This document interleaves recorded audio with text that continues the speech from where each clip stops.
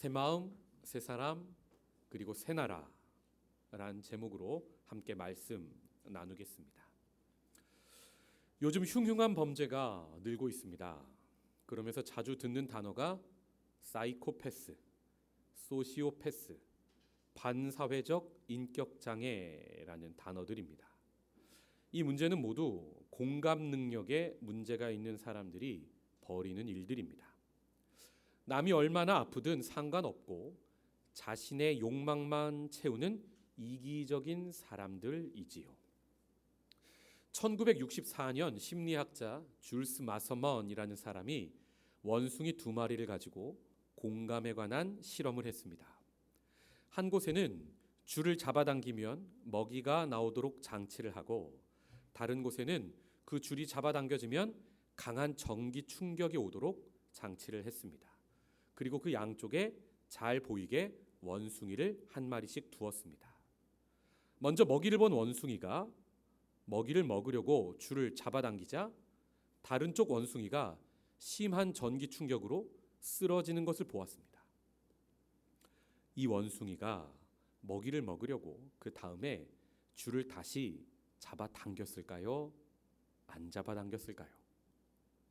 여러분이 이 원숭이라면 어떻게 하셨겠습니까? 이 원숭이가 줄을 잡아당기지 않았습니다.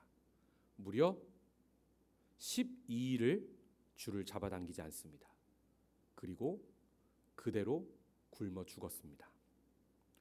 여러분, 짐승도 공감 능력이 있다는 겁니다. 때로 짐승이 죄로 타락한 인간보다 나아 보일 때도 있지요. 요즘은 그래서 잘 믿기진 않는데 학자들이 말하기를 우리 인간이 다른 동물보다 평균적으로 공감 능력이 더 발달했다고 합니다. 영장류를 수십 년간 연구해온 드발이란 학자는 인간의 공감 능력이 다른 동물들보다 발달한 이유를 2가지로 주장하는데요. 하나는 자식을 낳는데 생존율을 높이기 위해서 자식의 필요를 살피고 공감하다 공감 능력이 발달했다고 합니다. 둘째는 개인과 집단이 생존하려면 서로 돕는 게 필요해서 공감이 발달했다고 말합니다. 즉, 공감을 호혜적 이타주의로 보는 겁니다. 남이 어려울 때 돕는 게 내가 어려울 때 이익이 되기 때문이라는 겁니다. 여러분은 어떻게 생각하십니까? 살펴보면 세련된 이론들이고 세상적 차원의 공감을 설명하기에는 설득력이 꽤나 있어 보입니다. 그러나 여러분, 성경에서 말하는 공감이란 이런 차원이 아닙니다. 세상 학자들의 이론은 사람이 타락한 상태의 공감에 대한 설명입니다. 성경은 사람이 죄로 인해 하나님과 멀어지기 전 우리가 어떠한 존재였는지를 말해줍니다. 복음으로 우리가 회복해야 할 창조의 원래 모습을 알려주고 있습니다. 그럼 하나님은 우리를 창조 때에 어떤 존재로 지으셨습니까? 창세기를 보면 하나님은 우리 사람을 하나님의 형상으로 지었다고 말씀합니다. 우리는 하나님의 형상에서 우리 사람의 창조 목적 중 하나인 공감을 찾아볼 수 있습니다. 하나님의 형상이란 많은 의미가 있어서 지금 다 설명드릴 수는 없지만 먼저 하나만 그 의미를 알아보겠습니다. 하나님이 사람을 창조하실 때 우리의 형상을 따라 짓자 하시며 하나님의 형상을 우리의 형상이라 말씀하십니다. 그럼 여기서 우리란 누굽니까? 삼위일체 하나님이십니다. 그래서 근래의 성서학자들에 의하면 이 하나님의 형상을 삼위일체 하나님의 공동체로 해석합니다. 하나님은 성부, 성자, 성령 세 분이 온전히 서로 하나이시면서 동시에 세 분이 되는 신비를 지니고 계신 분이십니다. 그런데 이 삼위일체의 신비는 세 분이 서로가 서로에게 온전히 공감해서 하나가 될 때만 가능하다는 말입니다. 즉, 하나님께서 사람을 우리의 형상, 하나님의 형상으로 지으셨다는 것은 우리가 하나님처럼 서로 공감하여 공동체를 이루도록 공동체적 존재로 창조하셨다는 것을 의미합니다. 그래서 하나님이 아담에게 하와를 주셨을 때 자신과 뭔가 비슷하면서도 완전히 다른 여자를 처음 보는 아담이 뭐라 합니까? 이는 내 살 중에 살이요 뼈 중에 뼈로다. 공감하는 겁니다. 완전히 나와 다른 타자를 또 다른 나로서 공감하고 받아들이고 있는 것을 보게 됩니다. 둘이 아니라 하나라 이 말입니다. 그런데 그랬던 아담이 선악과를 먹고 하나님 말씀에 불순종해서 죄가 사람에게 들어오게 되면 어떻게 변합니까? 하나님이 주신 저 여자가 먹으라고 해서 내가 선악과를 따먹었습니다 하며 원망을 합니다. 책임을 전가합니다. 분열합니다. 더 나아가 하나님까지 원망하며 하나님으로부터 완전히 멀어지게 되는 것을 봅니다. 즉 죄가 우리 사람을 공감하지 못하도록 해서 처음 공동체, 처음 하나님의 나라를 무너뜨리고 있는 장면을 우리는 볼 수 있습니다. 그래서 복음으로 세상을 다시 창조하시는, 다시 시작하시는 예수님의 복음 사역, 하나님 나라 사역을 보면 공감을 찾아볼 수 있습니다. 물고기 2마리, 떡 5개로 5,000명을 먹이신 오병이어 사건을 기억하십니까? 이 본문의 시작이 어떻게 시작됩니까? 마태복음 9장 36절 말씀입니다. 무리를 보시고 불쌍히 여기시니 이는 그들이 목자 없는 양과 같이 고생하며 기진함이라. 아멘. 수많은 무리가 예수께 나와 말씀을 듣는데 예수님께서 지금 그들을 보시며 불쌍히 여기셨다라고 나옵니다. 이 본문만이 아닙니다. 예수님은 아픈 사람들이 자신에게 나와 고쳐달라 부르짖을 때 그 사람들을 보시며 불쌍히 여기셨다고 복음서 곳곳에 기록되어 있습니다. 하늘의 기적이, 하늘의 은혜가 모두 이 땅의 아픈 사람들을 향한 예수님의 공감으로부터 시작되었다는 말입니다. 예수님 한 분의 공감으로 말미암아 하나님의 나라가 하늘에서만이 아니라 이 땅에서도 다시 임하고 있다는 말입니다. 우리 사람은 하나님의 형상, 곧 공감하도록, 그래서 공동체를 회복하도록 창조된 존재라 말씀드렸습니다.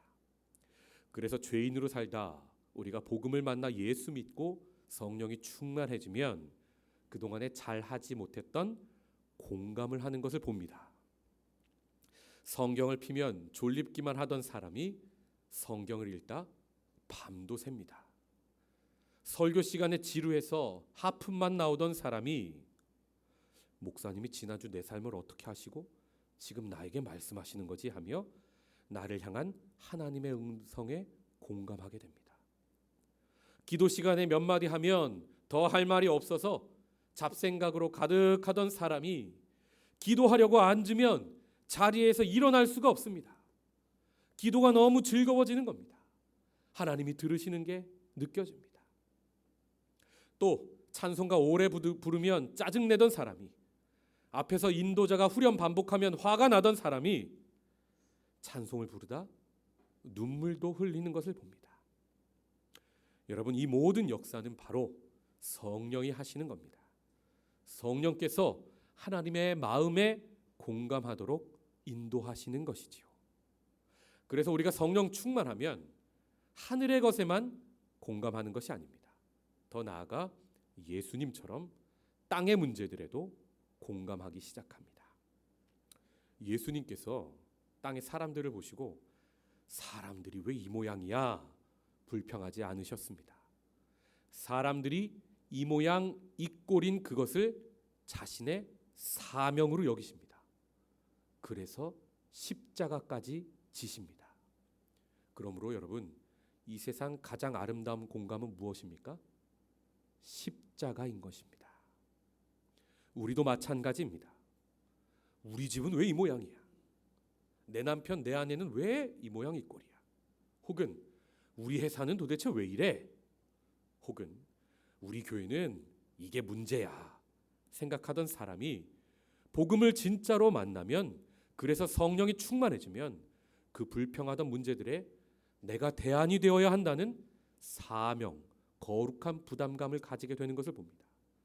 그래서 자기를 부인하고 자기 십자가 지고 예수 뒤를 따르게 됩니다. 이것이 바로 공감입니다. 그래서 같은 문제를 만나도 내가 성질 충만할 때는 불평이 나오고, 성령이 충만하면 사명을 가지게 되는 겁니다. 그래서 십자가를 지게 됩니다. 그동안 우리가 귀찮게 여기고 또 피하고 싶던 삶의 모든 문제에 하나님 마음으로 공감을 하게 되는 겁니다. 우리는 매주 구약 사무엘상 말씀으로 은혜를 나누고 있습니다. 그럼 오늘 본문에 나오는 사울은 어떠합니까? 사울도 공감을 통하여 하나님의 사명을 감당하게 됩니다. 본문을 보면 지금으로부터 약 3000년 전 그 나라에 문제가 발생합니다. 본문 1절의 말씀입니다. 암몬 사람 나하스가 올라와서 길르앗 야베스에 맞서 진침해 야베스 모든 사람들이 나하스에게 이르되 우리와 언약하자. 그리하면 우리가 너를 섬기리라. 아멘. 여러분, 이스라엘 서쪽에 블레셋이라는 적이 있으면 이스라엘 동쪽에는 암몬이라는 적이 있었습니다. 암몬의 왕 나하스가 이스라엘 동쪽에 있는 길르앗 야베스라는 것을 공격합니다. 근데 그곳 사람들이 싸울 엄두도 내지 못하고 그냥 우리가 노예가 될 테니까 살려달라 말합니다. 그런데 여러분, 암몬 왕 나하스가 아주 악한 왕이었습니다. 너희들 모두 오른쪽 눈을 빼면 내가 살려주겠다 하는 겁니다. 자진해서 항복하는 사람들에게 오른쪽 눈을 빼라 이야기합니다. 여러분, 왜 하필 오른 눈입니까? 오른 팔이나 오른 다리를 가져가면 노예로 일을 잘 못하니까요. 일은 한쪽 눈만 가지고도 할 수 있는데 전투는 시야가 좁아 능하지 못하게 되는 겁니다. 나하스는 지금 야베스 사람들 노동력은 그대로 두고 반역은 일으키지 못하도록 평생 노예로 만들겠다 이야기하는 겁니다. 이 말을 듣고 야베스 장로들이 7일을 달라 하고 전쟁을 할지 눈을 뽑을지 결정하겠다고 말합니다. 그리고 이스라엘 전역에 도와달라고 전령을 보냅니다. 자신들을 구원할 자가 있는지 알아보는 겁니다. 그리고 사울의 고향 기브아라는 곳에 전령이 도착합니다. 그때 사울은 무엇을 하고 있습니까? 본문 5절 말씀입니다. 마침 사울이 밭에서 소를 몰고 오다가 이르되 백성이 무슨 일로 우느냐 하니 그들이 야베스 사람의 말을 전하니라. 사울은 지금 농부가 되어 밭을 갈고 있습니다. 왕이 되라 기름 부으셨는데 어쩐 일인지 왕이 아니라 평범한 삶으로 돌아와 있습니다. 왜 이런 상황이 되었는지 알려면 지금까지 본문을 좀 알아야 합니다. 하나님께서 암나기 잃어버린 사울을 사무엘에게 보내셔서 새 마음 주셨습니다. 또 삶에서 사울에게 세 가지 징조를 보여주시며 그를 새 사람 되게 하셨습니다. 왕으로 준비시키신 것이지요. 그리고 이미 사무엘을 통해 비밀리에 사울에게 기름 부으셨지만 하나님은 이스라엘 백성 전체가 제비 뽑도록 하셔서 사울을 왕으로 뽑으셨습니다. 백성에게 하나님이 선택한 왕을 알려주신 겁니다. 그리고 앞으로의 왕정에 대한 법과 제도를 말씀해 주셨습니다. 그런데 성경은 어떤 불량배들이 사울을 왕으로 여기지 않았다고 합니다. 여러분, 그거 아십니까? 부정적인 사람 하나가 전체 여론을 쥐고 흔듭니다. 전체 분위기가 싸늘해졌던지 사무엘이 일단 백성을 일상생활로 돌려보내는 장면이 오늘 본문의 바로 앞 장면입니다. 이런 상황에서 그냥 일상생활로 돌아와 있던 사울이 야베스 주민의 문제를 듣게 되었던 겁니다. 여러분, 이런 상황에서 우리가 사울이라면 우리는 어떻게 대처해야 합니까? 지금 나서면 잘난 체 한다. 다시 욕먹을 수 있는 겁니다. 안 나서도 책임감 없다. 욕먹을 수 있는 상황입니다.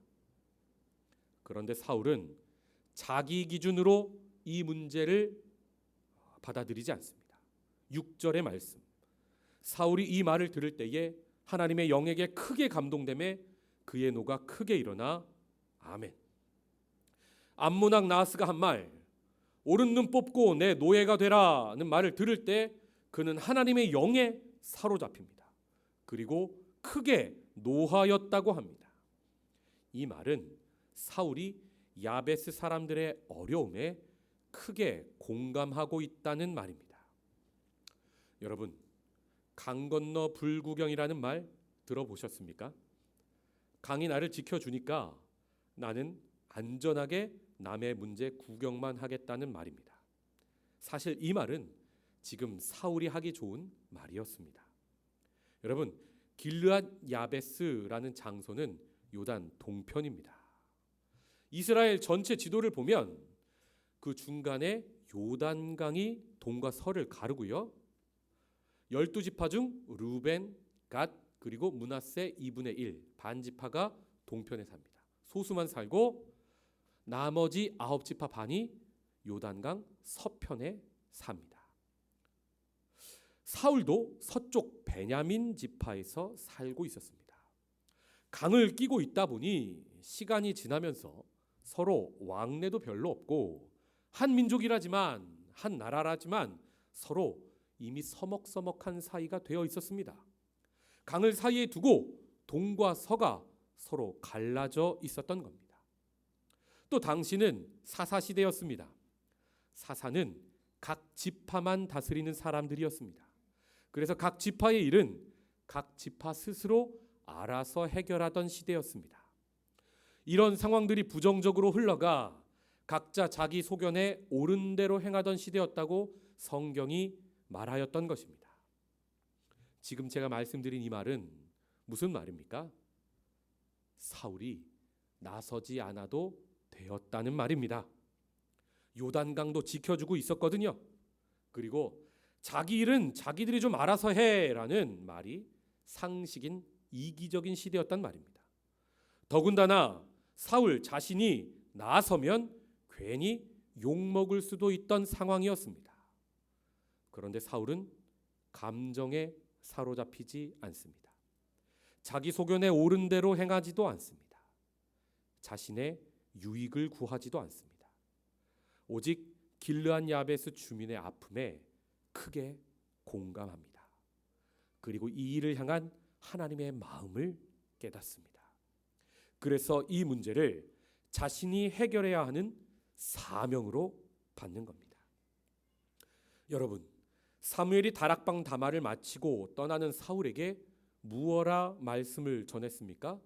10장 7절의 말씀입니다. 이 징조가 너에게 임하거든 너는 기회를 따라 행하라. 하나님이 너와 함께 하시느니라. 아멘. 사울은 지금 이 상황에서 그 말씀을 떠올리고 있는 겁니다.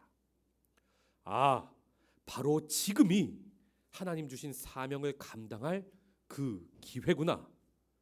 아, 하나님이 이 때를 위해서 나에게 새 마음도 주시고 징조도 주셔서 새 사람이 되게 하셨구나 알게 되었던 겁니다.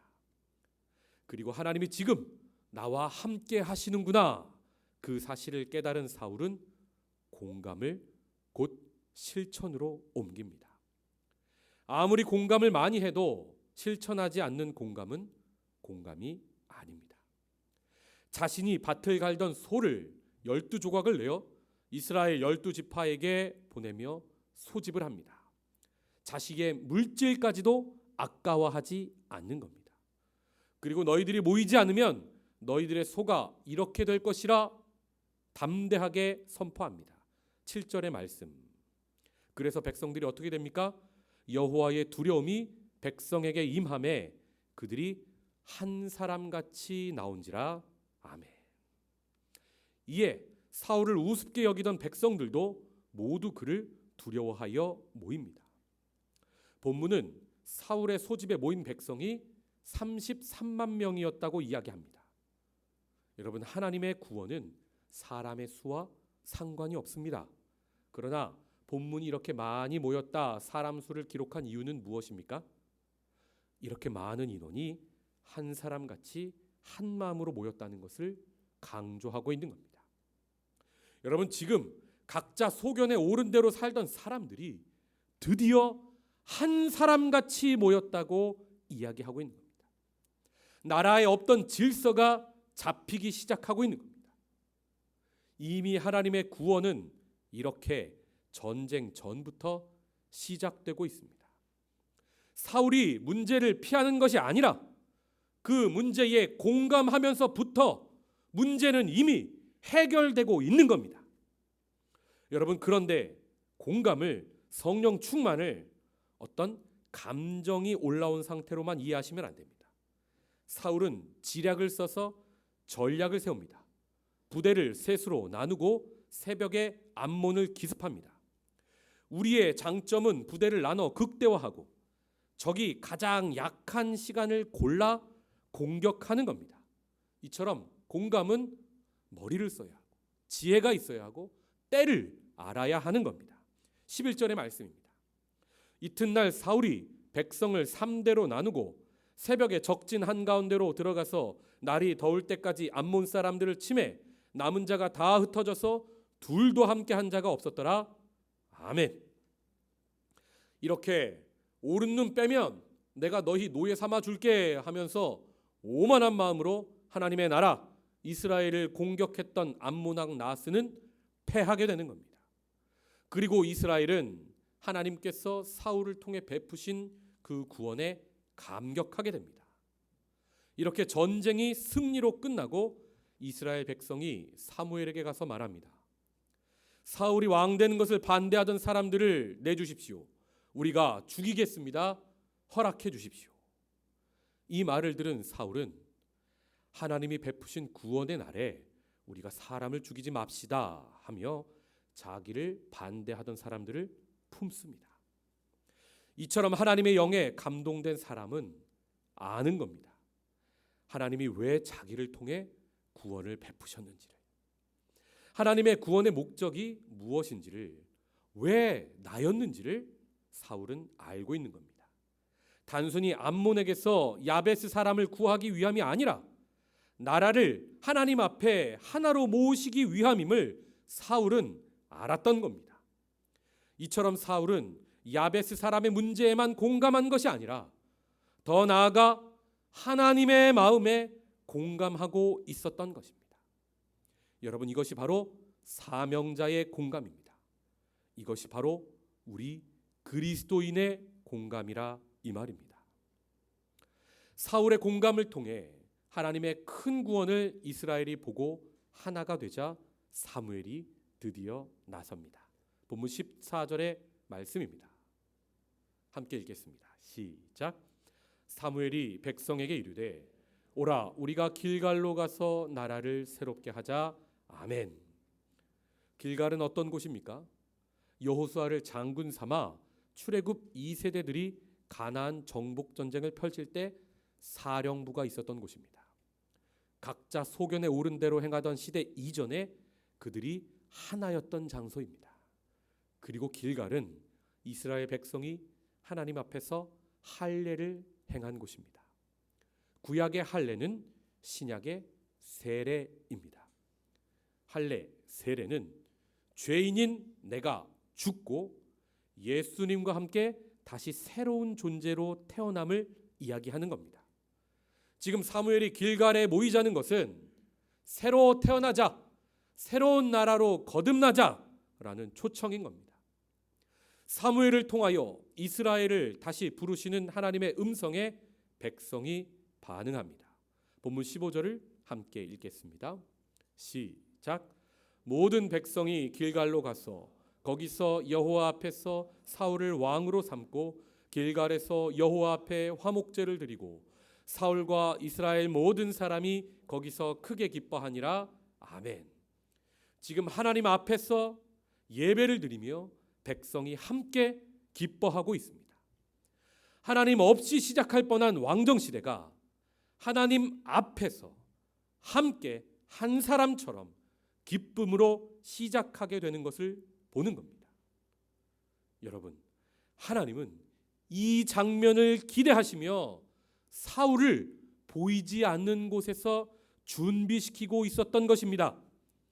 사울에게 은혜를 통해 새 마음 주시고 징조를 통해 새 사람으로 변화시키고 계셨던 겁니다. 그리고 그 변화된 새 사람 하나, 사울이 이웃의 문제에 공감할 때, 더 나아가 하나님이 주신 사명에 공감할 때 비로소 새로운 시대가 오도록 하나님은 인도하고 계신 겁니다. 성도 여러분, 이것이 바로 하나님이 일하시는 방법입니다.